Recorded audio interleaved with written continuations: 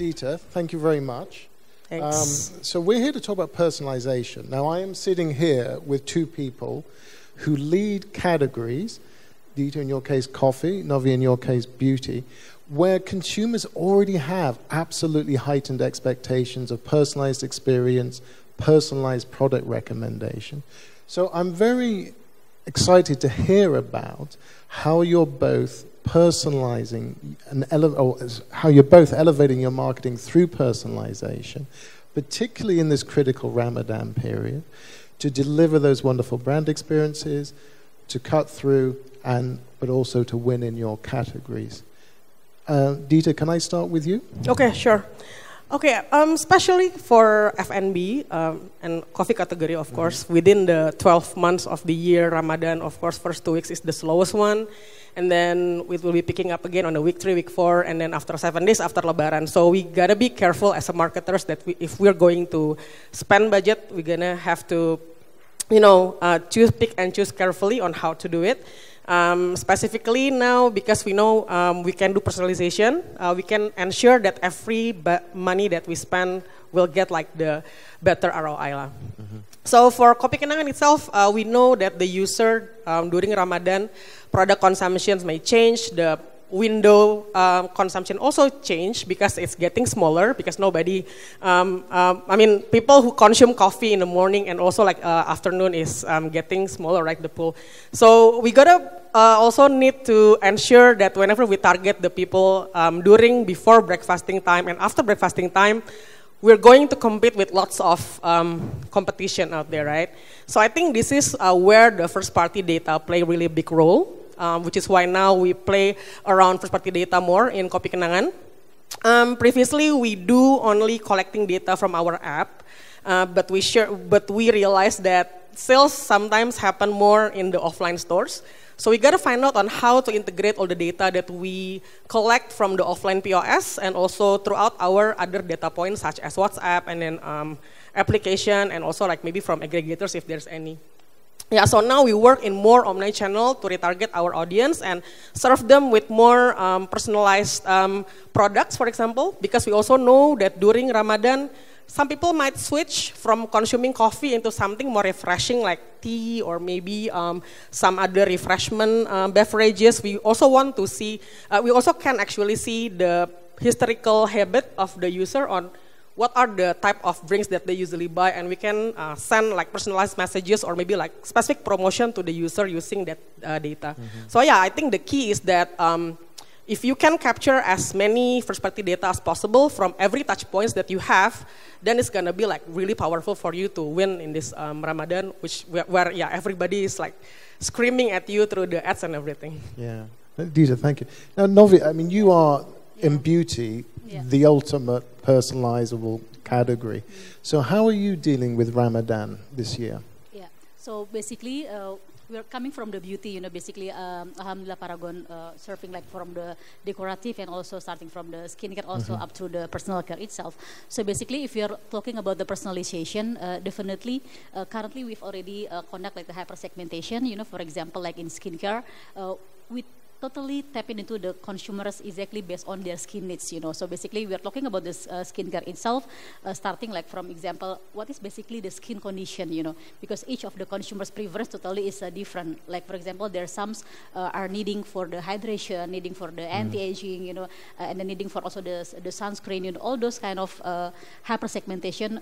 Definitely from the beginning, we have to know exactly where our consumer is basically have a concern, have a problem, and then from there we tap into, for example, like Mbak Dita mentioned about the first party data. Then you have to pick which one is basically to create the loyalty members and also to convert the consumers.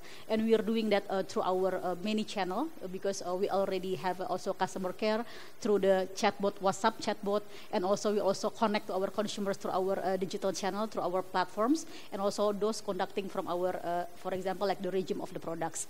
So those basically that, like for the first step that we are doing for the personalization to our consumers. Okay, yeah. Good. So Dieter, I'd like to come back to you.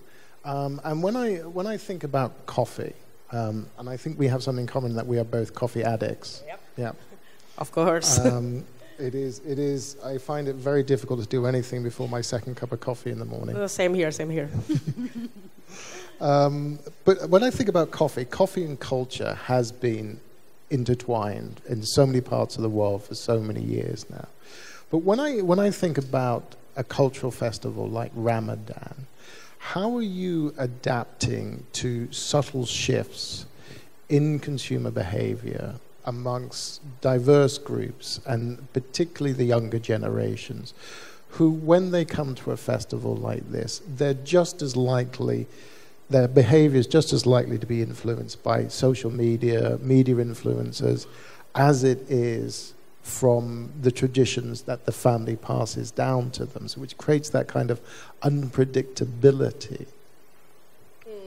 Okay, luckily in Indonesia, the coffee culture is really strong, so it's very hard to actually separate coffee from our daily life, be it in Ramadan or Lebaran, especially in Lebaran when people gather with the family or maybe like social gathering. Usually people easier for them to just buy coffee for everyone, right? Yeah. So that is the thing that we capitalize. So in Kopi Kenangan, for example, we see the two things that we anticipate is that the slow days of Ramadan, which the consumption changed. So the product also need to be adjusted. So we know that people will need more into refreshment and also like maybe tea-based compared to the coffee. So this is where the product development play a big role.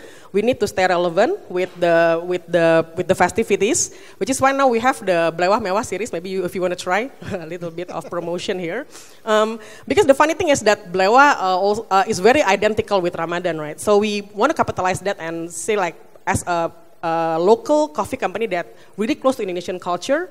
We try to elevate that and bring it to our user, and also to stay relevant with the festivities. And after that, not only the product consumption changed, but also the window changed, the window of consumption, which is also this is related to the media placement, because media placement also will be changing depending on how people consume the content. Maybe now we need to spend more during the lunchtime because people play with their phones rather than going to the canteen, right? And you can also capitalize on what you have already in your, maybe if you have like app or other platforms. For example, in Kopi Kenangan we have the pick up later feature, so people can actually order now and then pick up later during the breakfast time. So those are like the example of things that maybe just like another feature in the other day, but you can capitalize that as one of the unique USP for Ramadan. That's the example.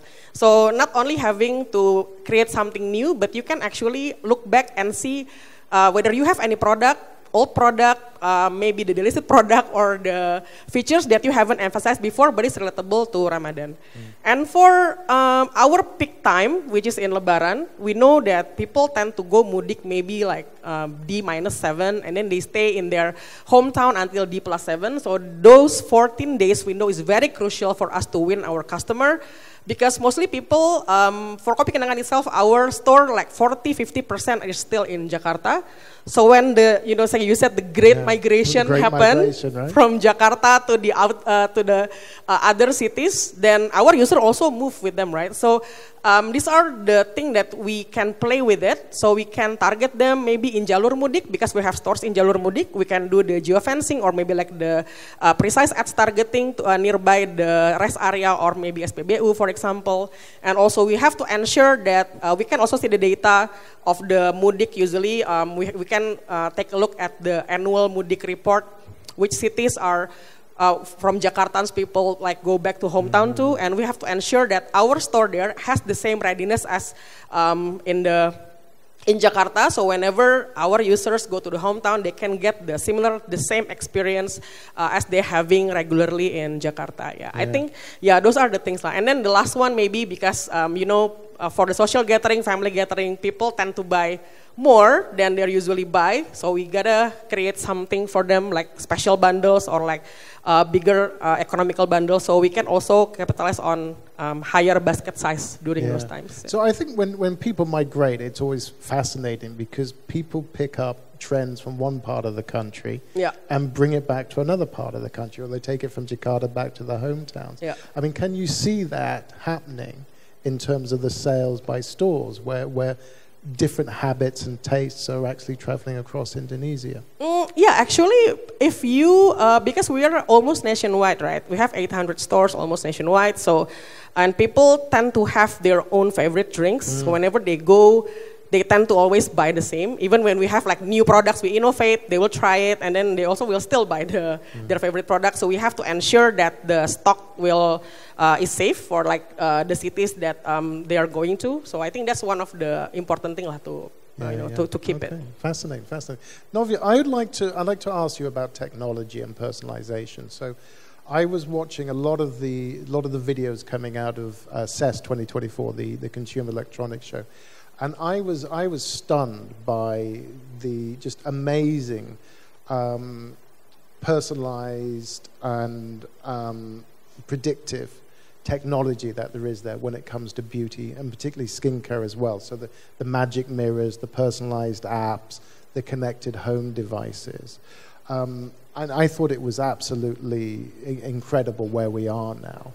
So when you think, so I'm intrigued to understand that when we're coming up to a period like Ramadan, where we all want to look our best, how are you incorporating that evolving technology into your digital ecosystem to deliver for your customers? So basically for the Ramadan itself, we divide it into two units. So for basically in the Ramadan period and also in the Lebaran period, the peak season.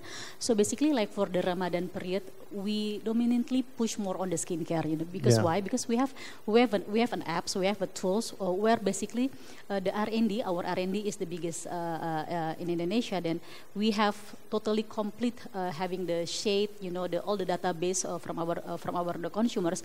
So we have a tools, we call it the virtual try on. So the name is the skin check analysis, the skin check analyzer. That's where basically with the helps of the AI can generate for the product recommendation. So like for example, you can just try it on from your mobile, from the web commerce, even from the platform e-commerce itself. We provided for that feature where the consumers can easily fine-tune their product recommendation. So our tools is basically can helps you to diagnose basically what is your skin concern, to identify your skin concern, and then give you the all the product benefits and also the efficacy, knowing all the ingredients, the efficacy, and later on through the AI generated can have a product recommendation which one is fit basically for your needs. Yeah. So there comes the solution from our apps, the skin check analyzer, where basically exactly the hyper segmented, the personalization that comes along. So when the consumers can engage through our AI generated, then basically we can exactly give you the right one, the right product that fits for yourself. That's on the skincare part. While for the decorative itself, we have basically the personal color analyzer, the personal color check, where basically you can always check your complexion, through the shade stone, and then you also can have a check directly how is basically you can have a look based on the occasion through the lips analyzer. So those two tools, the apps through the skin analyzer and also our color expert analyzer, then you can see and how is basically you can pick and choose the product recommendation for yourself. Those are the tools that we connect through the digital. So basically it can easily connect through the consumers, through your mobile, through your platforms, or through your web commerce. Well, I wish I can do that for coffee, but it's really hard, right? I mean, you can just you have to try it yourself for coffee, not only for by color. So Novia, I just want to follow up with one question though, because I mean it's fascinating the technology that is coming out. Do you find yourself though you almost have like a dual battle, right? Where you're battling for your brand and your product efficacy, but you're now also in a battle of technology because all beauty brands are starting to have these apps. And how are you keeping ahead of the other brands in terms of your apps and your technology in personalizing and recommending? So basically, for the future of our consumer journey preference, currently Paragon is working, having a collaboration with the Accenture. That's where we want also to explore more, to give more the advance in terms of how is basically technology can help our consumer journey and consumer preference. That's where we playing on all the first party data, and then how is basically from the first party data we can connect to the consumer. We segmentize our consumers from the first trial consumers, the middle up consumers, and also the loyalty consumers, and from there, we are using our CRM analysis through our dashboard, so we can connect directly to our consumers how to retain for the loyal consumers and how is to basically convert for those new users. So basically, in Paragon, we also have a division for the customer care. That's where basically we can use our to generate the new sales through our chatbot, the WhatsApp chatbots. So basically, you can connect directly to your consumers, and then you engage through our beauty consultant for the skin expert and also the color expert. That's where you can give a consultation, a recommendation. It's like a doctor, like the expert that can exactly giving you for the best recommendation that fits with you. Yeah. Now we're collaborating with the Accenture to having an exploration in an advanced way for that. Yeah. So I can see on the clock we've only got a couple of minutes left. So I just want to ask one quick question before we finish, right? Which is, technology is evolving at such a fast pace, right? And change is difficult to bring about within our organization. It takes time, it takes energy, it takes effort. So just quickly, Novia and then Dieter, how are you within your organization managing and coping with constant change? So basically, for the constant change, definitely we have to be very agile. The agility is the key. The agility and basically how you respond to your consumers, because the consumer preference, all the trends is moving so fast. All the prediction for the future you can all learning from our social media listening. All the prediction from our platforms. So basically, you have to have a very agile organization, starting from the end-to-end ways of working. So basically, definitely you have to identify faster and how you can react and create like the task force and how to cope with the agility and to fit with the consumer preference and trend. I think that's exactly what And Dieter, what about you and your organization? How do you since cope with change? Since Kopi Kenangan is in the middle stage, we are half a little bit of startup, but we're also moving towards a more established company. So we still have the spirit of that agility within us, which we want to make. We move with the constant changes. We tap into as many trends as possible, especially F&B. The trend can go up and down every time. Like for example, yesterday people are crazy about cromboloni, right? Everybody make cromboloni, even us.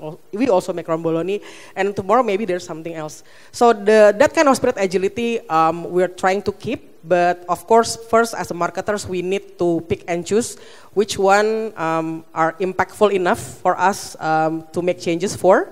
And the second one is we need to align also with other stakeholders and higher management. Thus the changes will be reflecting on beneficial for our company, or is it aligned with the vision or the mission of the company, or is it not, right? So yeah, I think we agree with you also, but we need to have the agile structure that also supportive during the execution too. Yeah. Well, I notice on the screen it's flashing red at us to say our time is up. Time's up. Although it does also say we can press delete to reset. So I think we can do that. Well, Novia and Dieter, I'd like to thank you very much. I just think in conclusion there was something very interesting in the end that you both said, that personalization is clearly going to be a big part of the competitive landscape for decades, years to come.